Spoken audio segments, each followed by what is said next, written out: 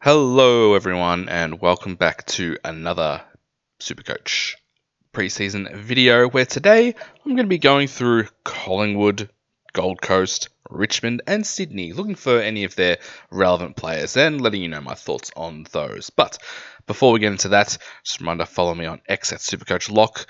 Join my Supercoach Loch Open League, which is 586385. It will be in the description, and also to join the Podmasters versus Public Open League, which is code number 201479. All those will be in the description, and with that league, you can win a Supercoach ring, so that's pretty good, so join that. Now, first off, starting off with the Collingwood defenders. Well, I haven't got many here, so I've only got the two. I've got Dan Houston, who's priced at 575.6k. We won't be able to have a look at him round zero. Actually, before I get into that, Collingwood, they have the round 3 bye because they play round 0, and obviously all these teams have the round 14 bye as well.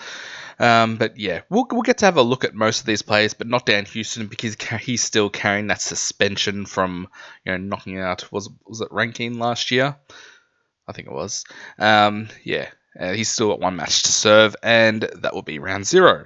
So we'll have a look at him before his bye, and if it looks like a good role, well, we could look at him as an upgrade target. Will he have that same role? Not sure. Probably, I'd say so. But yeah, with halfbacks, I don't know how much halfbacks actually score from Collingwood, so yeah, we'll have to wait and see. Next, I've got Harry Perryman, 417.5k. What role will he have? Will he play more in the midfield? We'll have to have a look. We'll have a look around 0, but he's a little bit awkwardly priced, and you could probably get someone else around a similar price. On to the midfielders. At the top, we've got the man, Nick Dacos, who's 631.4k. He's a gun, but he has had a bit of a foot injury. I'm not even going to bother trying to pronounce it. But yeah, injury cloud. Like, I think they said he should be fine, but I might want to have a bit of a look at him first, considering he has that early bye, and then target after the early bye. Next, we've got Scott Pendlebury, 465.8k. He's the one that's been a great Uber premium of the past, but probably not in 2025. I still have you in my draft team, though. Jordan De Goey, 441.8k. High ceiling, low floor. Could the flex position help? Well, I'm not saying getting him now, but he's one of those guys that, maybe you don't have to put him in the flex position either. You can put him anywhere on the field. You can only put him in the midfield. But, with the 23rd player, one of these scores is going to drop out of our system. I'm talking about when we're full primo. And, a guy like De Goey who can have a high floor, he can go like a 150 so. If he goes that high score, then, great. We can have him on our team. But if he scores like a 60 or something, well, then that scores, when we're full primo, it's probably not going to matter. But anyway, that's probably another discussion for a later video, later in the season. Tom Mitchell, 395.2k. I didn't realise he was that cheap when I was going through all the players, but he's probably no longer Supercoach relevant because, don't think they play that, sort of high possession game. So, and that's how Mitchell got all his points. So, it's a no from me. And next we've got Ed Allen, who's 194k. Is he in the best 22? Apparently he's been training pretty well. But we'll have a look at the prackies, have a look round 0, and see if he's named round 1. All right, next. All right, the big boys in the ruck. Well, the big boy I've got here, Darcy Cameron, 566.5k. Could he break into that top 3 ruck? Just FYI, I have Max Gawn and Tristan Cherry as number 1 and 2. But I reckon that third position is up for grabs. And if you've seen my other videos, I'm aiming to have another ruck in the flex position. So I want to run with 3 rucks. Could Darcy Cameron be the man? Well, he's on my watch list. And in the forward line, well, not really much to talk about here. Lipinski, 407.6k. There's better options around the same price. Like, why pay that when you can get McRae, Bailey Smith for a cheaper price. He'd probably play that half forward wing role. So his scoring can be a bit up and down. So, yeah, probably going to pass there. Finn McRae. Does he finally get a run in the midfield? Haha, that's me trying to be funny. No, that's not funny. 237.7k. Yeah, again, I reckon there's better options around the same price. And Will Hayes. I think it's Will Hayes. 13.5k. Apparently he's been training pretty well. I've seen a couple of videos of him doing some nice things. So he's on my watch list. Does he get a game? But yeah, probably not. But yeah, thought it was worth putting in here. All right, that's it for Collingwood. Now, looking at the Gold Coast, they have the early buy round as well. Playing round 0 and have the buy round 2 as well as 14. So, any players that we select after their buy, they wouldn't have had a price rise yet. Yeah, because round 0, round 1, prices rise or fall after 3 games. So, yeah, their prices will not move. All right. So, first off, we've got Sam Flanders. 641.5k. He's the most expensive defender in the game. But yet we're still not sure what his role is going to be. Like, he could play half forward, he could play in the middle, he could play off half back. Either way, he scores pretty well, but he's also got a back injury, apparently since December. So, yeah, early buy, injury cloud means I'm not going to pick him to start. Definitely look to upgrade him some stage during the year. And also, just with the Gold Coast Suns, if I look at their fixture, I'll look at this at a later video, but they have a pretty easy run first up. So, although they do have the round 2 bye, I'm probably going to be looking to start one Gold Coast player, I reckon, at the start of the year, despite the round 2 bye. All right, next defenders. We got Daniel Rioli. He's 500.4k. I reckon that's his peak price. Not enough value there. He'll play off halfback just reunited with Dimmer. But I'm not going to pick him. Same with Will Powell. Not enough value there. He'll probably score you like your average 90s, 95, at best. But yeah, that's probably not enough there. John Noble's come from Collingwood for 21.4k. Another one of these half-back guys. Geez, how many half-back guys do they have? Like, there's a couple here that I haven't even mentioned, like your Buddericks, Sexton, although he'll probably play forward. But yeah, anyway, they're not all going to get games, obviously. Another one, Lockie Weller. He came back from a knee injury late last year. 301.5k. He's cheap, but better options around the same price. Like, you pay up a little bit more and you get your Callum Mills, who could even be a potential keeper. Well, we'll talk about Callum Mills shortly. But yeah, not going to go with Weller, I don't think. On to the midfielders from Gold Coast. Now, Noah Anderson, 474.9k. Tuke Miller, 552.6k. Matt Rao, 550k. All priced pretty similarly. And, could they be decent, pod options? Are they top 8 midfielders or top 10 midfielders even? Reason why I'm so interested in these guys, let's just have a little look at this. Okay, this is just a little something I put together before I even started making these videos even. But if we're looking at the Gold Coast, so round 0 they've got Essendon, so scores don't count there. Then round 1 they've got West Coast, and they've got the bye. Then round 3 they got Melbourne, Adelaide, probably not the 2 strongest teams going around. Then they got North Melbourne, Richmond. So up until round 6, I'd say that's a pretty good run. So I might be looking to start, that's why I'm looking to start at least one of these Gold Coast players.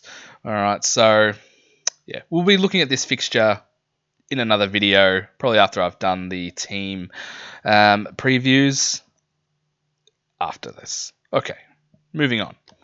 So, I do think that, these, especially these Noah Anderson, Matt Rao, who have, again, they're sort of like, lower floor, high ceiling types. They could go nuts against those lower teams. All right, so next we got Lombard, 167.5k. Academy player. Does he get games early? Not too sure, but he's one to watch. All right, on to the rucks. We've got Jared Witts at 581.3k. He's probably at a peak price. Probably not much value there. So not going to pick him. And he's got Ned Moyle. breathing down his neck. Young player who probably they want to get games into. 462.1k, but it's a no at 462k. On to the forwards now. Now, there wasn't much here, unless I've missed someone.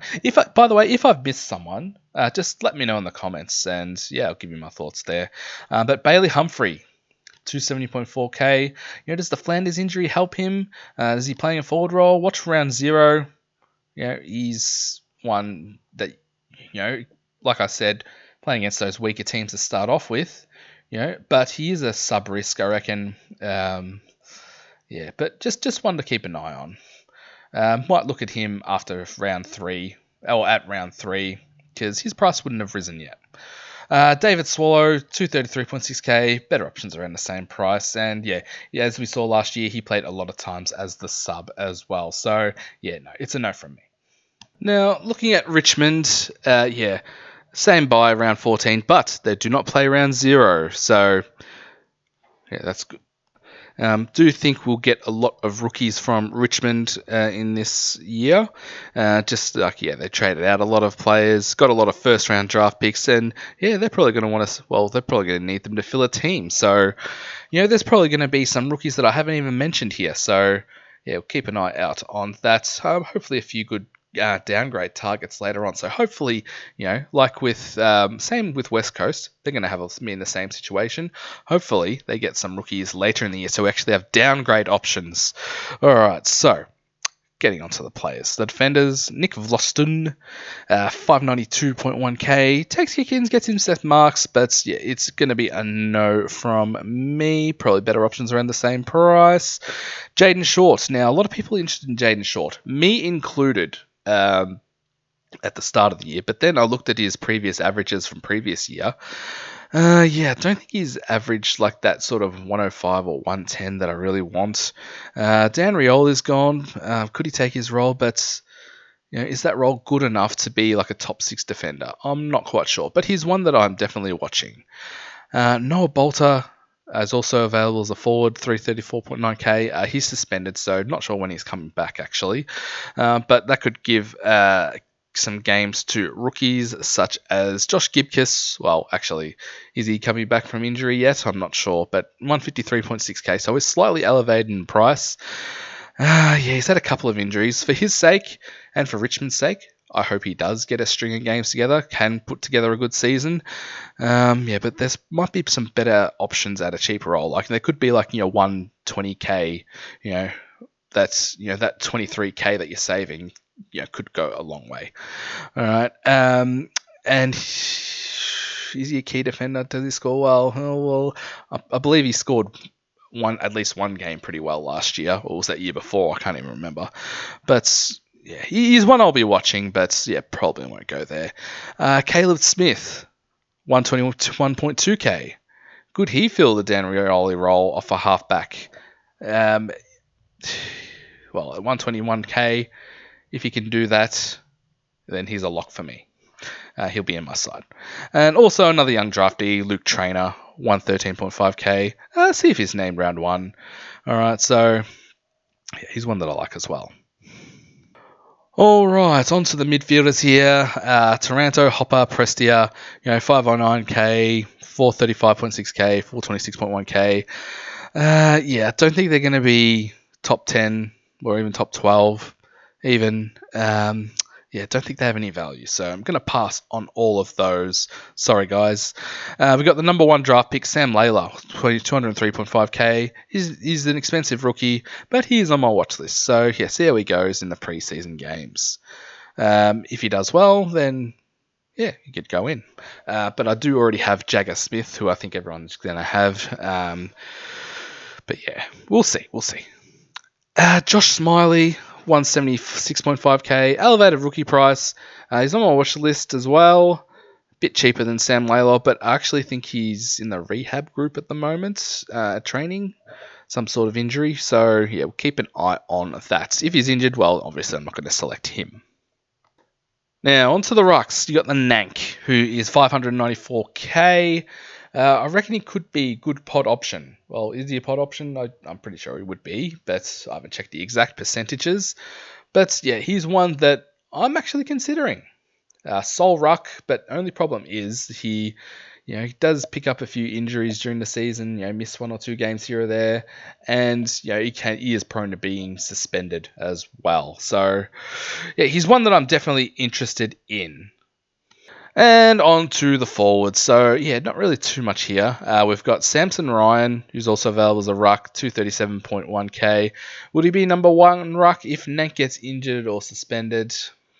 I'd say so. I'm not sure who else they have now that Soldo's gone. Well, he went last year, but yeah, just something to be mindful of. Tom Lynch, 183.2k. He's cheap. He's coming off an injury. I think he missed all of last year.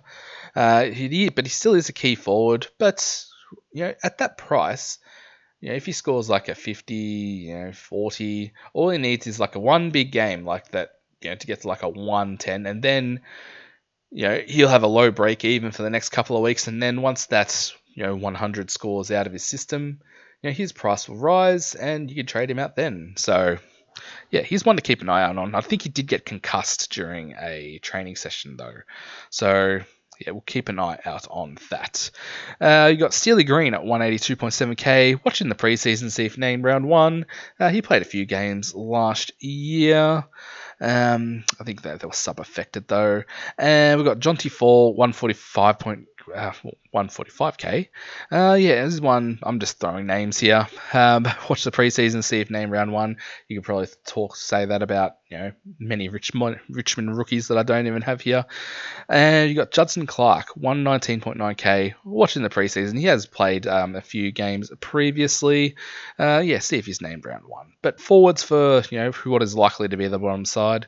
Yeah, not sure if I can go there. All right, that is it for Richmond. And now on to the last team on this video. We've got the Sydney Swans, who have the byes round 4. Actually, I think that should be.